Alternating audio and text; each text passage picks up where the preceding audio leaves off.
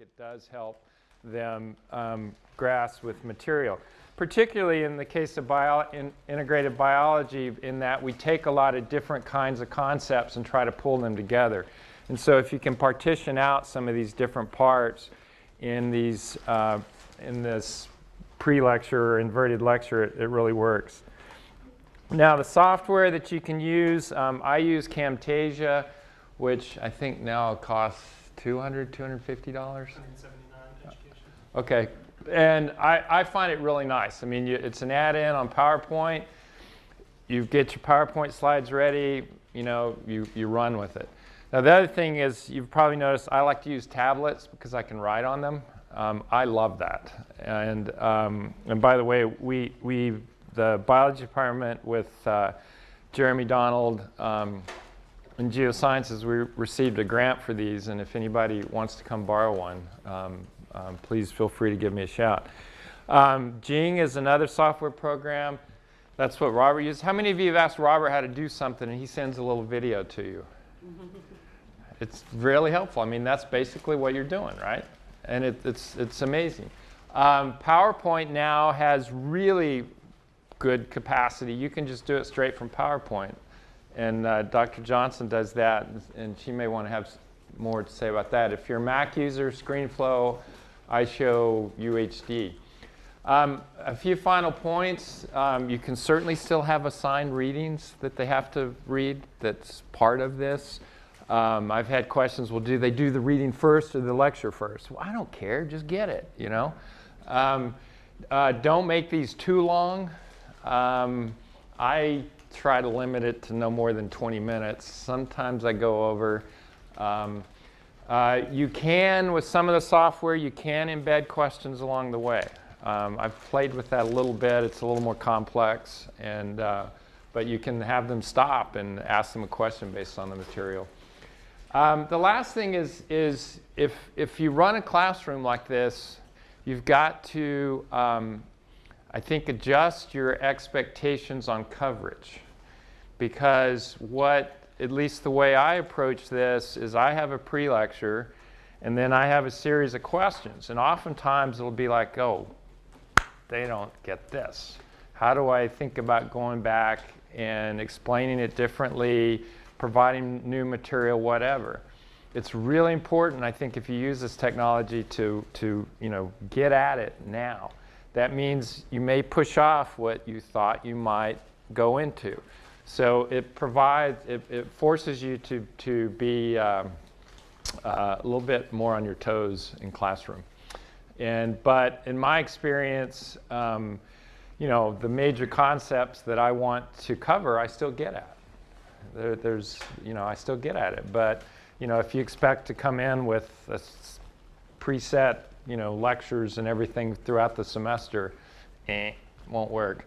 Because you're going to have to, because you're learning what the students, do and don't get. All right. So that's all I have, and I know this is supposed to be 20 minutes. I've only left 5 minutes for questions, but at this point, I know, how many of you have tried this before besides Dr. Johnson? I mean, Michelle, do you have anything to add from your experience? Well, so I use PowerPoint. One thing that I really like about PowerPoint is that you can record for each individual slide. You can then save what you recorded for that slide, and then if you stumble through the next slide, no problem. You just stop it and re-record it. With some of these, I know with Camtasia, my own personal, it's got a lot of bells and whistles. It can do a lot of things that PowerPoint can't. But with PowerPoint, I don't have to feel self-conscious about messing up something that I had to start over again. So that flexibility I appreciate. I hate listening to myself recorded, but once I did it a couple of times and students just raved about how useful they found it, I just decided I didn't care. I sound about 20 years younger when I recorded it, but I'm getting the information across. In Camtasia, you can go back in and edit stuff, but it gets pretty ugly pretty quick if you're not comfortable with that kind of thing. That I'm trying to do with my pre-lectures, as David mentioned, I'm trying to load that you may have to go back over in class, but loading the things that you would just have to explain in class in the pre-lecture. And then I'm asking them questions at the beginning of the class with the iClicker about their understanding and comprehend, or their knowledge, the low level Bloom taxonomy concept, how well did you understand what I told you? And then as we start to talk about it, I start to ask them questions that require them to apply it or to synthesize it.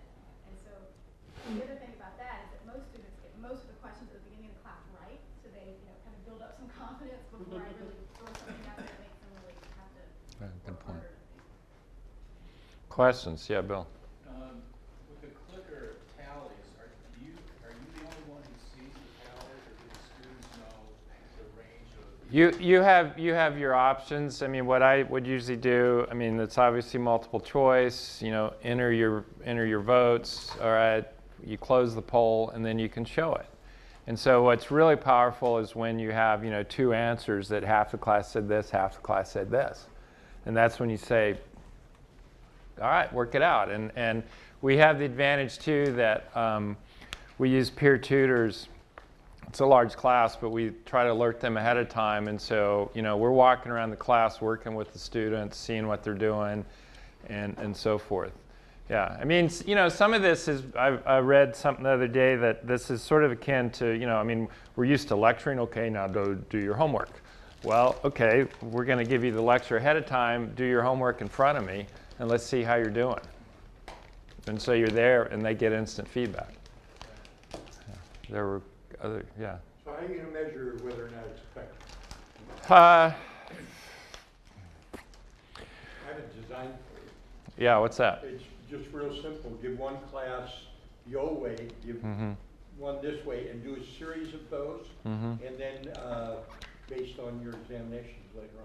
Yeah, we could. There is some literature where people have done that, and across the board they find that students are understanding material better now, and they're retaining it longer. Okay. If we haven't done that, I think if the section that we didn't do the pre-lectures in, they would hate us. Yeah, no, that's what I was going to say. I mean, I know there's evidence out there, but the culture among science students is they talk to each other so much. If they found out that one class was getting an advantage over the other, whoo-wee. So what have you found with their responses to exam questions that are essentially testing the same sorts of things over the years? Well, I mean, there are some basic content. This is interesting because I think we've slid the scale on the exams because a lot of the basic content we don't ask as much now on the exams. I mean, would you say that's fair enough? Because we really are trying to make students think about different connections and processes. And so I think we oftentimes are moving beyond those. I'll be honest with you too and tell you we make all the iClicker questions. I mean, they have access to those as they study them, so we're not likely to ask those again. I mean, some derivation of it, but so I can't specifically answer that. So, but I mean, from years past, there was, it's like if any question was recycled or if there Yeah, were. we did for a while recycle those, a few questions. I'd have to go back and look. Yeah, that might, Yeah. that might be. Yeah, that might be an alt. Yeah, exactly. Having to, Right. All right. Jennifer. Do you get the sense that the students are going through the pre-lectures, and I mean, out of 100 kids, do you feel like the overwhelming majority of them are actually preparing? I do. I'll say what I think. I mean, there's the iClicker questions they're graded on, and we keep track of that. But it's low stakes. I mean, it's less than 5% of their total grade. But how eager our students are to do well, they listen to it. And I mean, I don't know. I guess different people have different. I usually try to do something goofy on it. I've been known to sing on it, and stuff like that to see what. Music was a nice touch. Yeah. But Jen, getting to your point, I don't know where you house your pre-lectures, but if you upload them on T-Learn, you can track how many students did. That's true. On T-Learn. There's Yeah, no guarantee that once they hit it, they actually stay and do it, but that's still fairly more. Yeah. Have we looked at that? real time. I mean, it gives you more information than Yeah. Yeah, we do put these on T-Learn, by the way, and I I looked at the report, it's over 90% that watch them. okay. And I doubt that many are doing these on Zoom. I mean, I did too, but. What is, I was just gonna ask, did you find that they used it also for review for exams? Or was it that basic that they'd gone past it? That's a good question. I don't know if they used it for review. I mean, we could look at the stats and see. Or you could ask them. Yeah, yeah. I don't know. I would imagine that some of the more complex material they would. I mean, there are a few things that we do that are always challenging to get, and I'd be real surprised if they didn't go back. Yeah, Robert. One comment to make about tracking statistics usage even outside of T-Learn. We have a new system we're going to be bringing online in a more full-featured way here very soon called Echo 360. You've probably already seen some glimmers of it depending on kind of your contact with it already, but there's an upgrade that's going to be coming soon which will actually give us down to the minute granular statistics of where they're watching an elongated video. So you can actually look at a graph and say, like, they're watching this 3 minutes of it versus this 10 minutes of it, or something of that nature. So that will be something that will be available to you very soon. Wow. Yeah, Nancy. You said that you couldn't make the pre-lectures too long. And what I was wanting to do with organic chemistry was to take the Khan Academy lectures on different topics and essentially assign that, do iClicker type tests on that, and then just move on. Assume if they got the basic idea, then I could go on.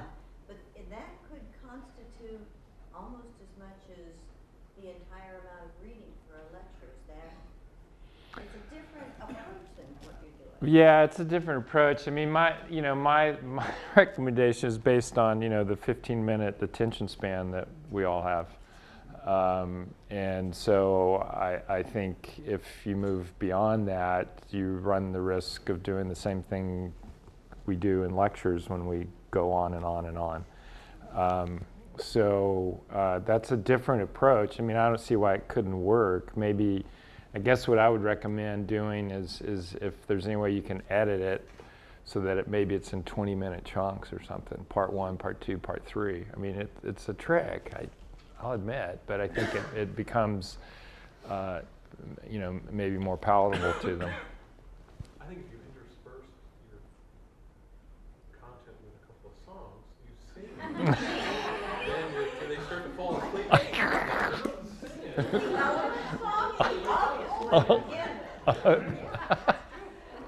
you're going to extend the length of it with these bursts of something that I think it's the monotony is what happens. Even when you're the sage on the stage, you can have compelling approaches to delivering content that keeps them involved in it. But you just hit this point where it's noise. That's right. So they fall off, no matter what it is. That's right. On my video, I sang Bob Marley, so if you need some help, I can. Yeah, right.